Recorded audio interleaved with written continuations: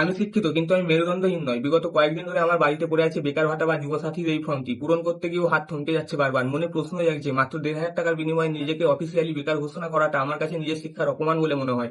অনেক কষ্টে আমার বাবা মা আমাকে পড়াশোনা শিখিয়েছেন। মাধ্যমিক পাশের পর কি আজ আমার এই যোগ্যতা যে মাত্র 1,500 টাকার জন্য নিজেকে আজ কর্মহীন প্রমাণ করতে হবে? আমার হাতে কাজ নেই ঠিকই, কিন্তু আমার মাথায় শিক্ষার বুদ্ধি তো আছে। সেই শিক্ষাকে আমি কোনোভাবেই বেকারত্ব বলে ছোট করতে পারি না। আমার মতে প্রকৃত বেকার তারা নয় যাদের সার্টিফিকেট আছে, প্রকৃত বেকার তারা যাদের মাথার উপর ছাদ নেই, নেই কোনো পরিচয়পত্র, যাদের ঠিকানা আজ ফুটপাত তো কাল রেল স্টেশন। আমার এই ভাতার টাকা কি তাদের অন্য সংস্থানে ব্যবহার করা যেত না? তাই আমার পশ্চিমবঙ্গ সরকারের কাছে আবেদন, আমি যেহেতু নিজেকে বেকার বলে মনে করি না, এই সরকারি ভাতা আমি প্রত্যাখ্যান করছি। আমার প্রাপ্য প্রতি মাসে 1,500 টাকা, অর্থাৎ বছরে 18,000 টাকা এবং 5 বছরে মোট 90,000 টাকা যেন আমার পেছনে খরচ না করে রাস্তার সেই গৃহহীন মানুষগুলোর কল্যাণে ব্যয় করা হয়। আমার মেরুদণ্ড বিক্রি করার চেয়ে মানুষের জন্য কিছু ভাবা অনেক বেশি তৃপ্তিদায়ক আমার কাছে। মনে রাখবেন, শিক্ষা মানে শুধু চাকরি নয়, শিক্ষা মানে হলো আত্মসম্মান, শিক্ষা মানে হলো নিজের বিচার বুদ্ধিকে সঠিক জায়গায় কাজে লাগানো। নমস্কার, সবাই ভালো থাকবেন।